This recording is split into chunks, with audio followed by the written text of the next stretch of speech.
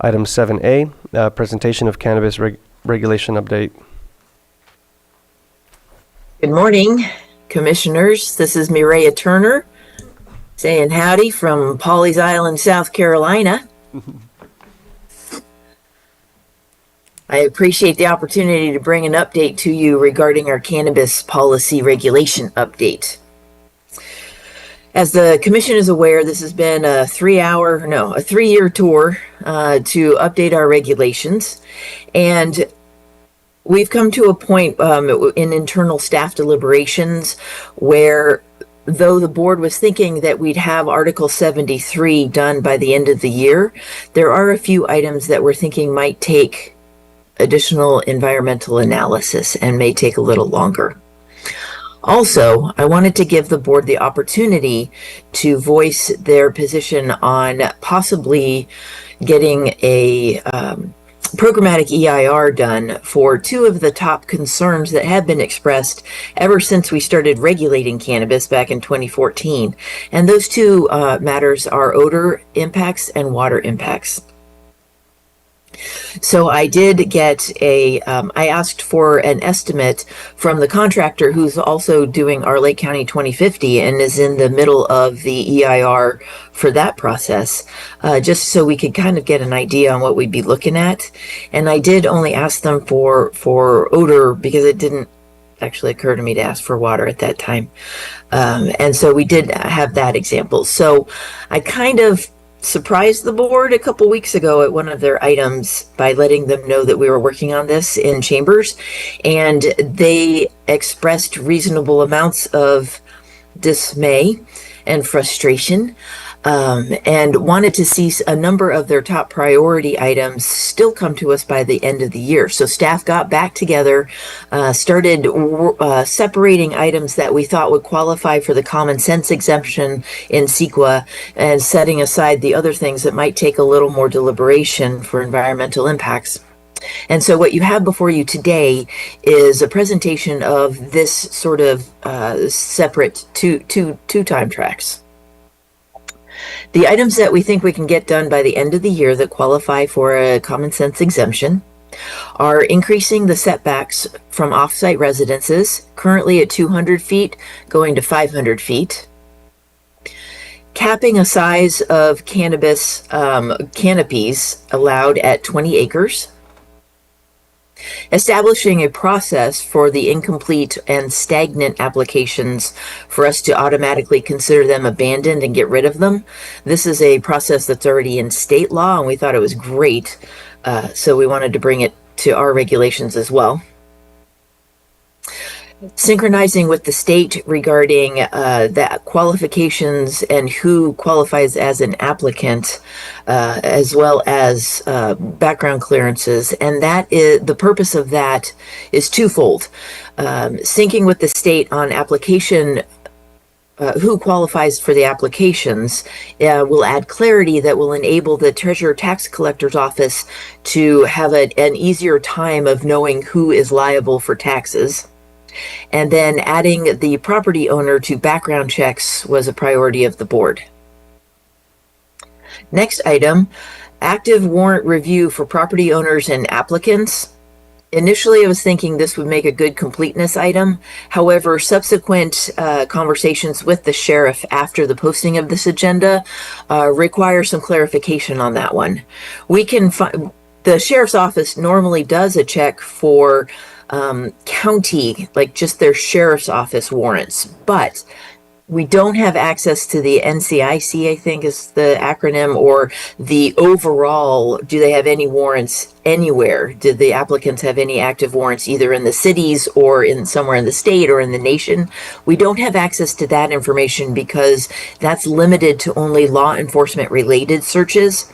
And it would be a misdemeanor if we looked for that level of thoroughness for checks. So where we're landing is if we are notified by the sheriff's office of any active warrants, which would likely only be limited to county warrants, then we're going to put a hold on the application at that time.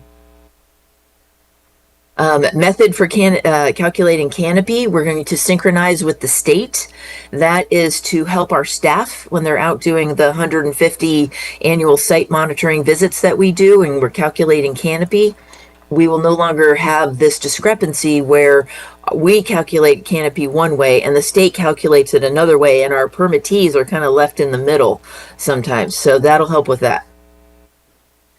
Setbacks for industrial hemp and cannabis. This is to also assist our staff when they're out there doing annual site monitoring visits, because currently cannabis, which is regulated, could just grow right next to hemp, which is not regulated. So this will help us to differentiate and discern what is cannabis for us to calculate canopy. Scenic corridor setbacks.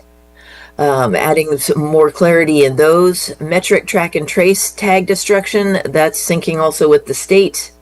Adding clarity regarding distances or setbacks from the lake at 7.79 Rumsey.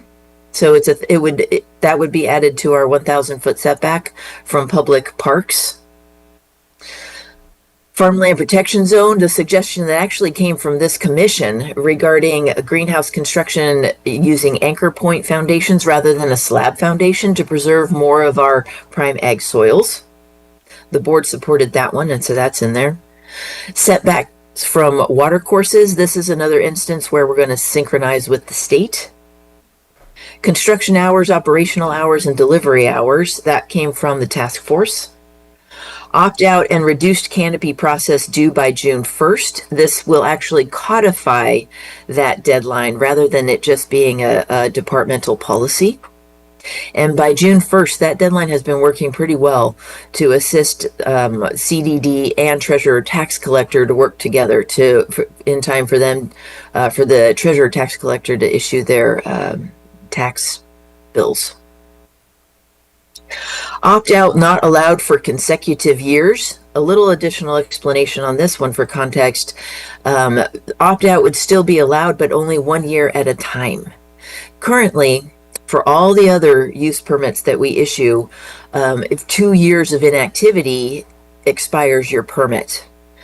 The department, within the last, I guess probably, five years, started this opt-out option for cannabis growers so that they could still remain active.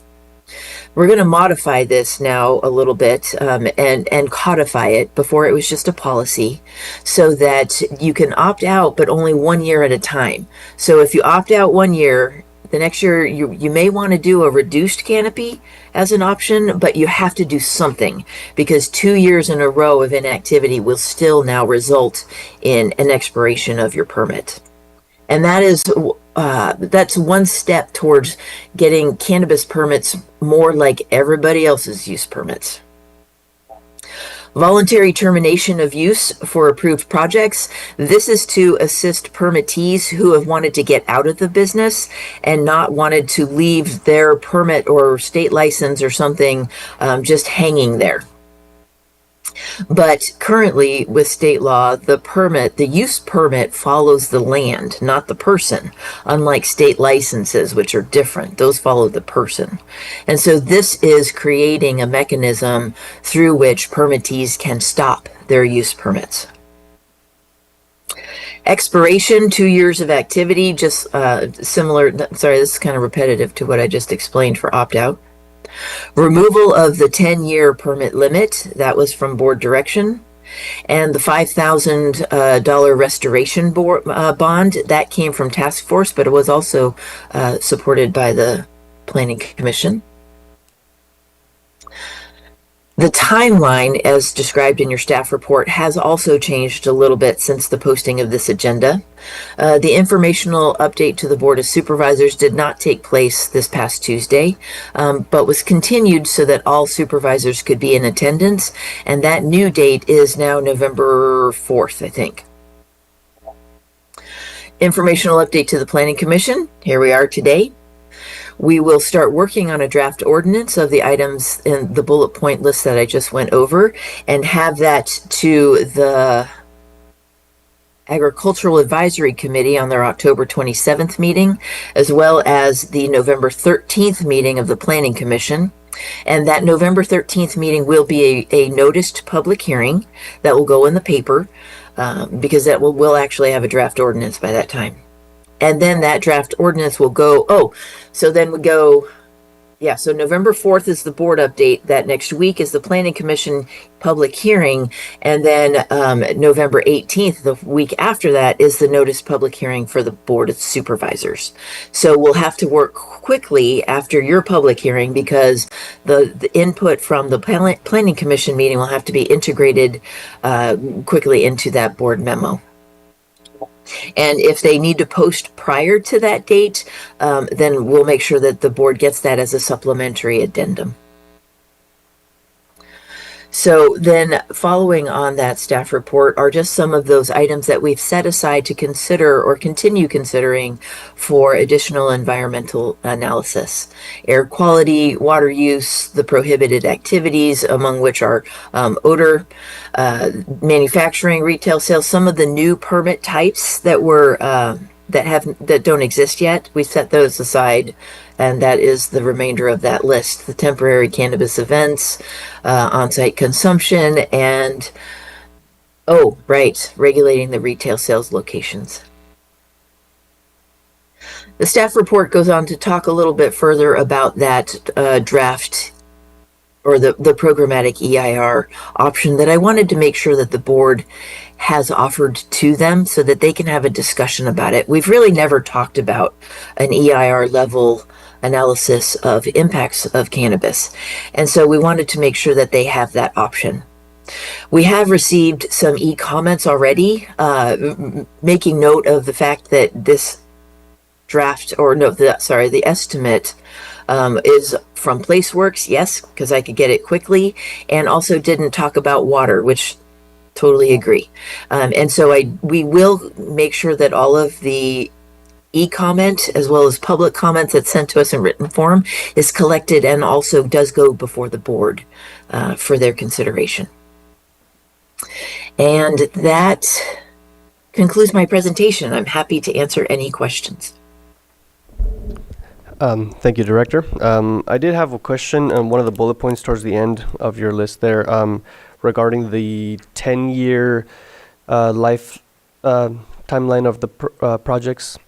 Yes. I thought I heard you say that it would be removed. Is that correct? Yes, removal of the 10-year permit. So one of the questions that we've already received is what happens to all of our current permittees? Well, their 10-year permit would be removed, so they would not have to renew. They would also be considered going forward once we institute the new Article 73, are already permitted cannabis-related businesses would be considered legal nonconforming. So we have limitations for legal nonconforming, even though their 10-year permit doesn't expire. Their permit would continue, as do all of the other use permits for non-cannabis related businesses. The legal nonconforming does restrict them to their ongoing use, but limits any expansion. So should the businesses currently permitted desire to alter or expand their business operations, that could prompt them then to come into compliance with the new regulations. Right. Yeah, and that was I think it's a good point to have that, or to make that change, because if they already had the opportunity to renew, I think the old wording made it sound like, okay, after 10 years you can't do these activities on this property anymore. So it kind of seemed like it was kind of limiting the permittees on what they can and cannot do on their for their projects. So I think this new wording kind of fits better. It seems a little more fair to to be treated like any other business they can just keep doing continuing their business and not having to renew and pay more fees and for an activity that they were already doing. So I think it's a good change. Indeed. It's also another example of cannabis related use permits sort of merging closer or getting a little closer to all the other use permits that we have, in that the revocation, modification, and expiration regulations that we already have in our zoning ordinance would still apply to all cannabis use permits. They could still be revoked, they could still expire, and they would be limited to the existing legal nonconforming that's already regulated in our zoning ordinance. Right. Thank you. Thanks. I just have a question on this proposal. Is this? I know that we don't decide whether or not we're going to go forward on this. The Board of Supervisors has to decide that. Is that correct? Today's item is a presentation only, so no action is requested. Right. However, you will have that input. Your recommendation will be requested when we do the public hearing of the draft ordinance. Okay. So I understand this was PlaceWorks that did it. Is this part of their contract? Does this have to go out for bid, or is this an add-on, or how does it work? Should the board decide that they want us to have a programmatic EIR done, we'll take a look at the requirements at that time. It's very narrow scope on just hiring somebody that you already have. But if it does qualify, going to PlaceWorks would be helpful, only because they're already doing the EIR for the Lake County 2050. They're extremely familiar with Lake County already and all of our processes. But we'll take a look at what the guidelines are in the county policies. And just as a budgetary question, $250,000, yowza. Right. I know the budget. EIRs are expensive. Yeah. I know the budget was just approved, a month ago. Do we have some, pocket change for this, or do we have to have a bake sale, or how are we going to cover this? Not that I know of. This has not been in the budget at all. So I'm sure that the board is going to have to take that into consideration when we finally do present this option to them. Okay, I just wanted to know if I had to start baking cookies or something. Thank you. You know, if you want to bake cookies, that's awesome. Yeah. I'm never going to turn that down either. But no, not at this time. Thank you. Chair, I have a few questions. So with the EIR, then, as I'm hearing this, is that it's not absolutely necessary, but it's being recommended by CDD. Is that correct, or? Yes, I'm offering it to them as an option. Okay. So then some other items also in consideration. We said that if the EIR happens, that of course water needs to be included in that. And then I also questioned wildfire safety, if that should be included also in the EIR, or at least in the considered in the revision of the ordinance. I think that's a valid question. Should it be the consensus of the Planning Commission today to make recommendations including that? We'd be happy to include that in our presentation to the board. Okay, thank you. And I bring that up because the other topic that didn't seem to appear in any of this materials is the use of generators. And in our last presentation, we had, I believe that we approved a project that was before us, and it was introduced to us this collapsible solar panels on a trailer that's operated by batteries. So, and just after the fact of approving that project, I began to think about that a little bit. Again, batteries can be a wildfire hazard.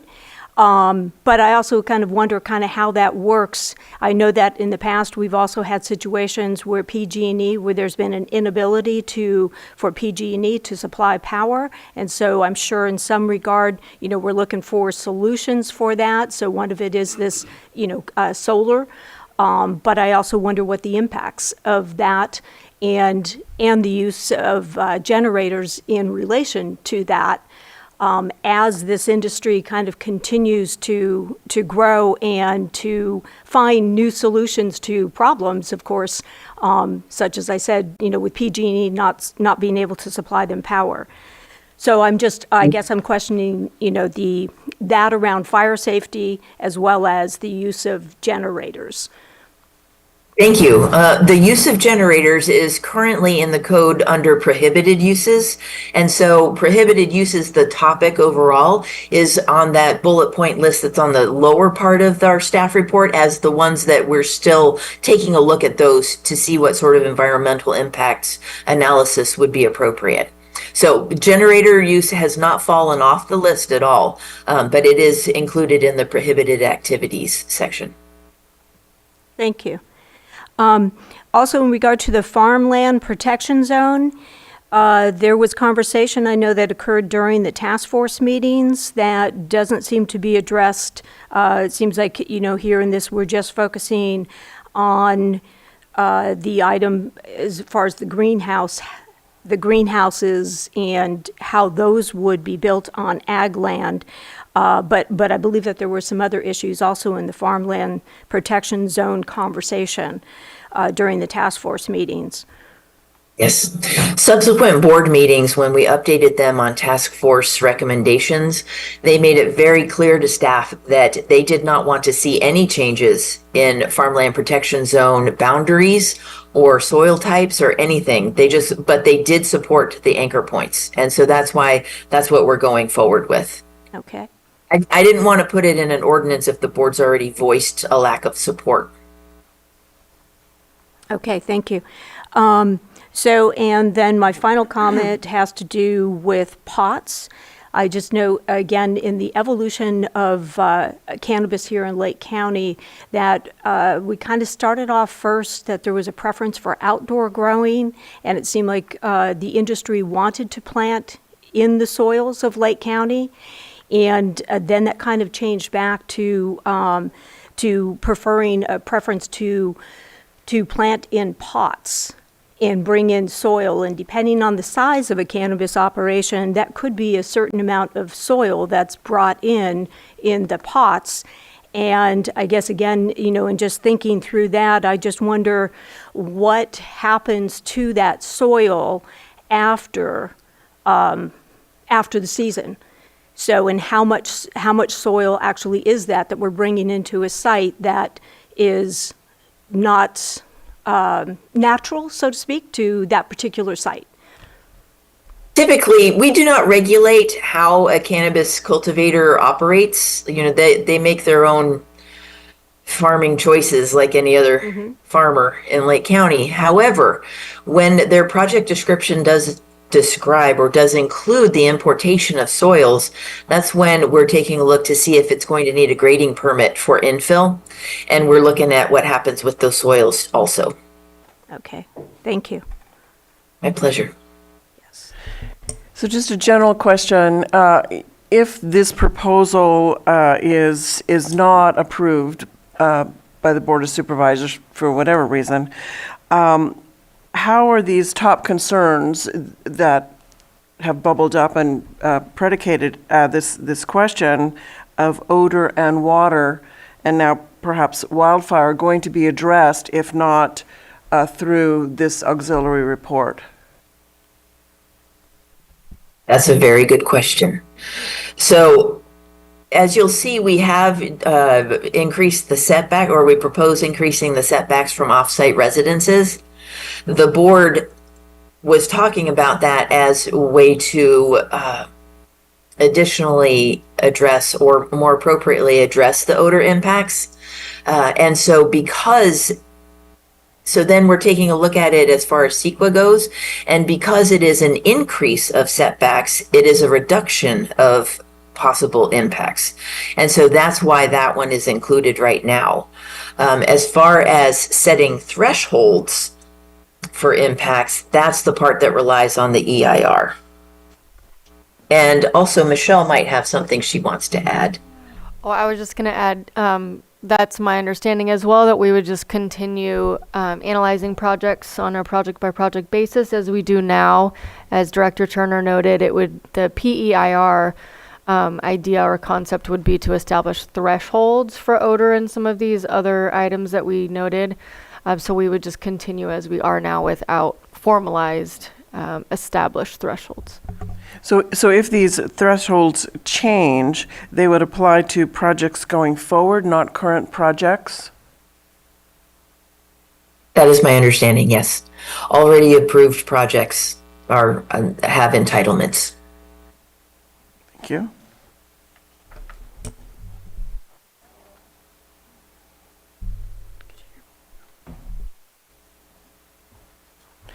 And could you give us a list of the list that you went through of the various items that you did at the beginning of your presentation?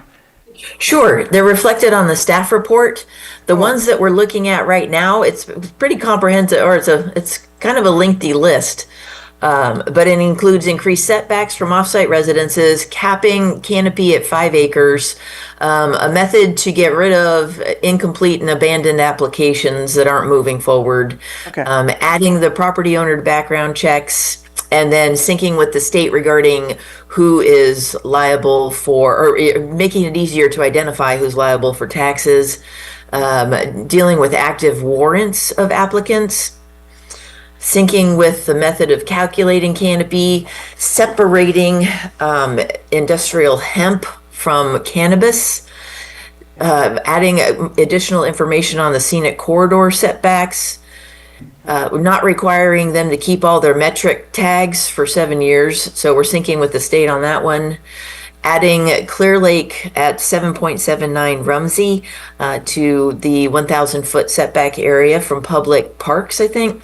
Farmland protection zone with those anchor points, syncing with the state water board regarding setbacks from water courses, adding flexibility and details to the construction hours, operation hours, and delivery hours, codifying the opt-out and reduced canopy process, as well as restricting opt-out to not allow for consecutive years of use, or opting out. Voluntary termination mechanism, add that in because we don't have that yet. Removal of the 10-year permit limit and adding a $5,000 restoration bond, which also syncs with the state too. Yeah, thank you. I don't know how I missed that. Thank you. You're welcome. So I just got a comment. I appreciate the syncing with the state. And you mentioned earlier there was issues with which canopy is accurate when we're talking about permittees, who's determining that. And when a canopy is determined to be out of compliance or not in agreement with the permit, what are the penalties? Are there any penalties that are happening regards to those, I guess, kind of the applicants being caught in the middle of the state and the county? Yes, we have had a few instances where applicants or permittees have kind of gone a little crazy and their canopy does not reflect what was approved in the site plan. A couple of those, we immediately initiate a meeting to let them know that this looks like a violation and we need to talk about it. And so a couple people have come in and said, well, the state came before you guys and said that I wasn't cultivating enough to even qualify for the minimum levels of my state license. So I had to do this much. And in that case, we verify that with the state to make sure it's accurate. And so we've modified their site permit so long as all of the environmental analysis has included that expansion of footprint. Other ones, though, we have found that are not due to this discrepancy between the method calculation between the county and the state. And on those, we've also requested immediate meetings and immediate abatement of any canopy that is not in compliance with the approved site plan and overall limits that we have.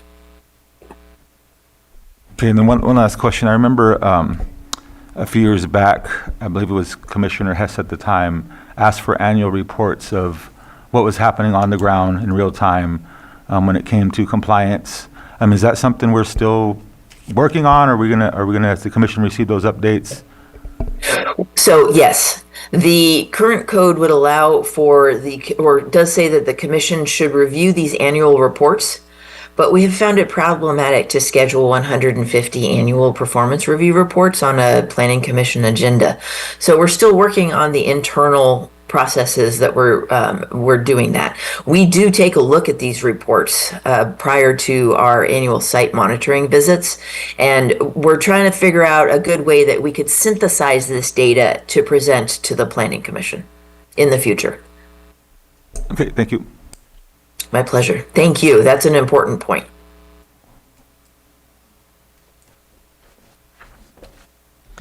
Do we have any further questions for Director Turner? All right, no more questions from us. Thank you very much for your presentation. Thank you.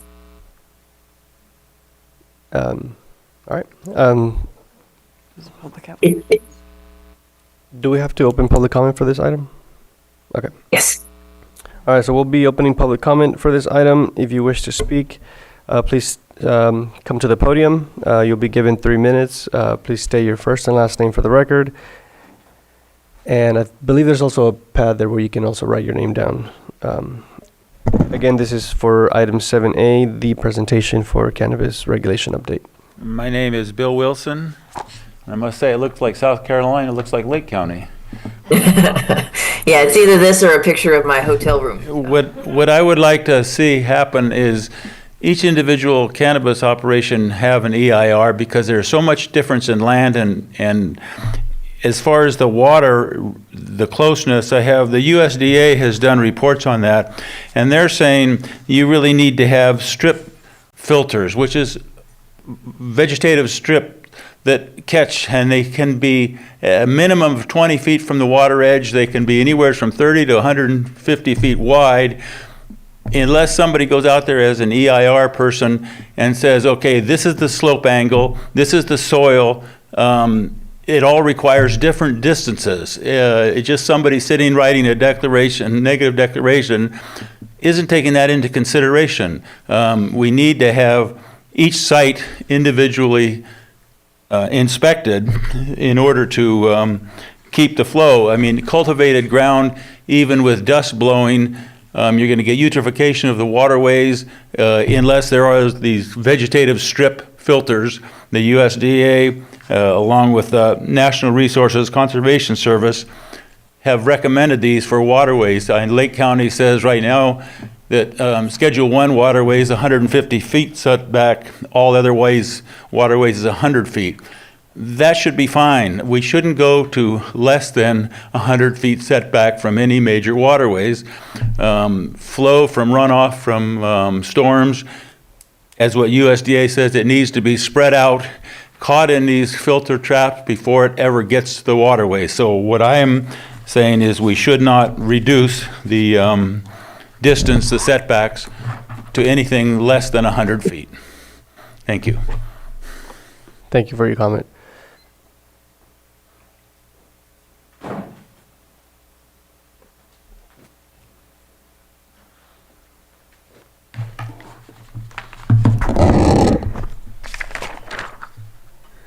Good morning, Commissioners. Margot Kambara. This comment reflects an e-comment that I submitted this morning. And thank you for already touching on many of the topics that I have outlined in my e-comment. As currently structured and presented, I respectfully request that you do not endorse the following 2 items. First, changing the water course setback from 100 to 50 feet to programmatic environmental impact report, the PEIR scope and proposal.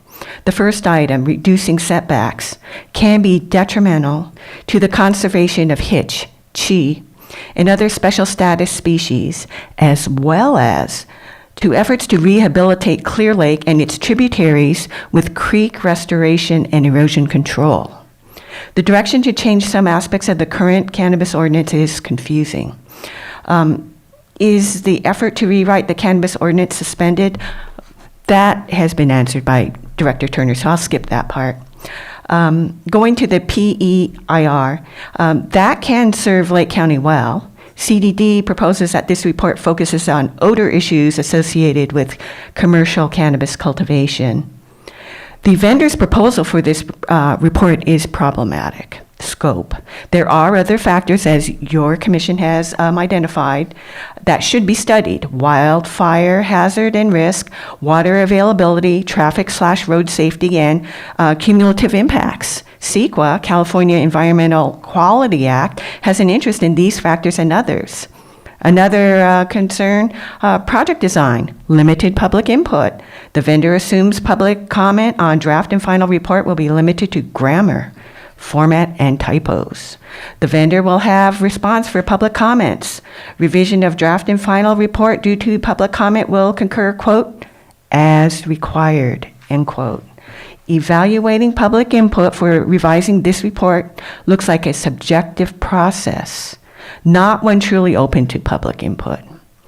Vendor selected. CDD chose PlaceWorks to produce this report. PlaceWorks is working with the county on the general plan update and other county plans. PlaceWorks' performance on general plan support is lacking. More detail can be provided upon request. Budget. Your commission has touched on this. What is this funding source for this report? County budget planning for fiscal year 2026 did not include this item. The narrative for recommended county budget presented in June did not cover this report. Estimated cost provided by the vendor is $228,000 to $250,000. And finally, governance and transparency. Will this report go out to bid? If no, why not? CDD has a cost estimate and proposal for this report dated September 2025. And so finally, I say the Planning Commission and Lake County residents deserve answers before committing funds to an ill-designed project. Thank you for your consideration. And as always, your service and openness to public comment are appreciated. Thank you very much. Do we have any hands in the Zoom room? All right, we'll take the first hand. I'll get a name here in a second. And please be sure to state your first and last name for the record, and you'll have 3 minutes.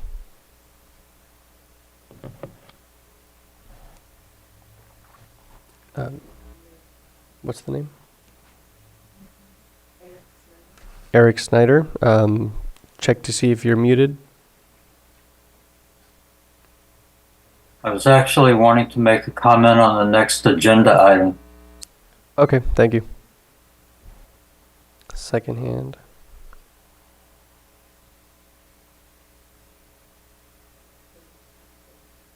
Thank you, Mr. Chair. Good morning, Commissioners. My name is Angela Amaral. I would like to propose an addition to the revisions, if you wouldn't mind.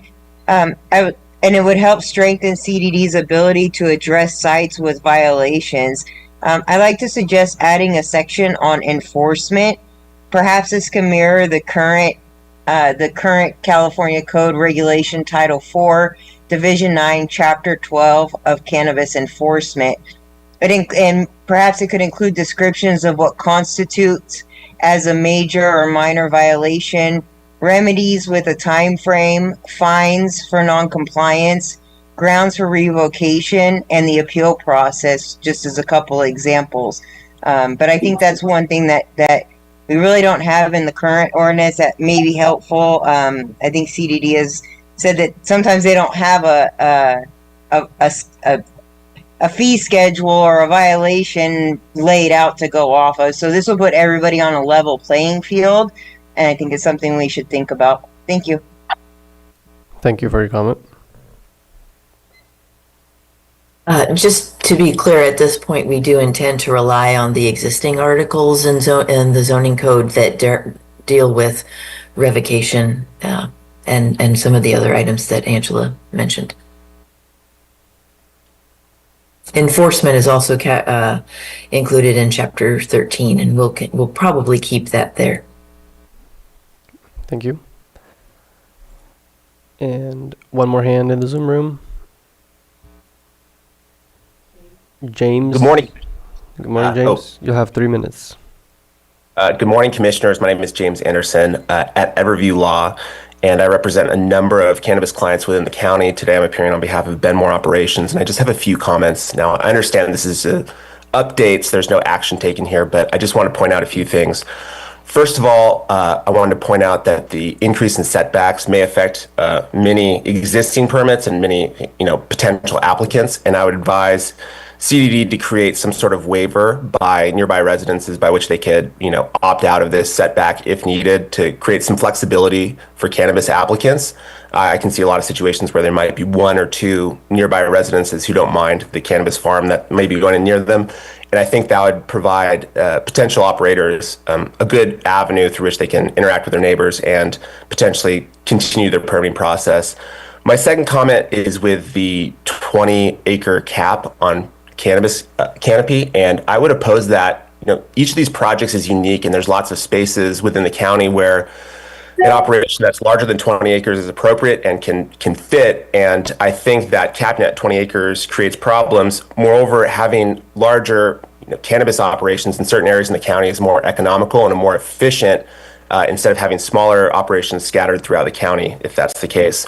So those are my two comments on the bullet point list. My third comment relates to this programmatic EIR.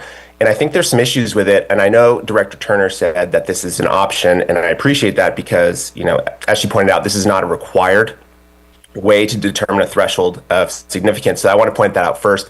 There's other ways that the county can determine thresholds of significance for odor impacts, including, relying on, the existing CEQA Appendix G threshold of significance.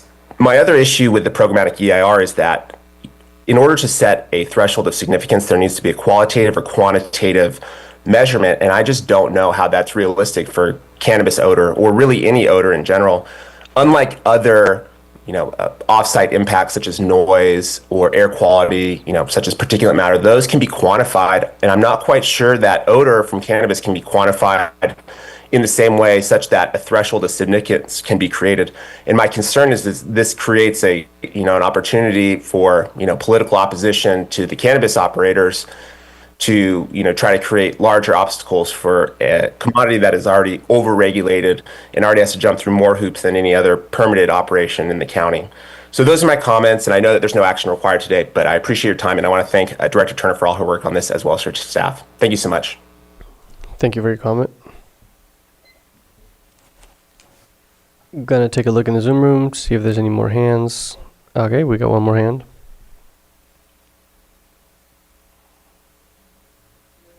Maria Khan? Hi, good morning, Commissioners. I looked through this, the PEIR, and I think it's kind of a lot of money to spend on just the sole focus on odor when obviously water and fire has also been a huge issue in this county. We're going to basically be doing an EIR for those down the line, and that's just going to be a lot of increased costs. I think it should probably be other options should be looked at, which is what basically Placework did suggest, is that there are other options than doing an EIR for just odor.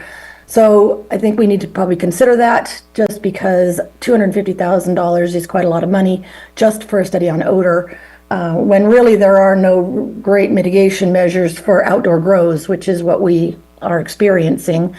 So I think that should just be considered. I also support the minimum setback of at least 100 feet from the water courses. We do want to protect our waterways, and we are trying to restore them. So those are basically my comments, and I just want to thank you all for your time and your efforts on this. Thank you for your comment. Yep. Do we have any more hands in the Zoom room? Okay. Gonna take another look in the chambers to see if anyone wishes to speak on this item before we close public input. Seeing none, we will close public input and bring it back to the commission. So are there any other questions from the commission? Yes, I just have a couple of comments, just to make sure that this gets on record to be forwarded, is that I agree that moving forward, whether it's an EIR or just further study on the impacts of the industry, is wildfire should be considered and the cumulative impacts in addition to the water and odor that we've discussed already. Additionally, I would like to, or I guess I'd like to ask and would like to see some forward movement on the annual reports, as my fellow commissioner had brought up as well, that this has been an ongoing inability, I guess, to bring annual reports to the Planning Commission. And it is part of the article as written now, or part of the ordinance.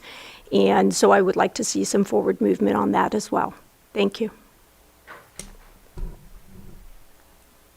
Do we have any further comments from the commission for this item? Nope. Okay, so that concludes this item.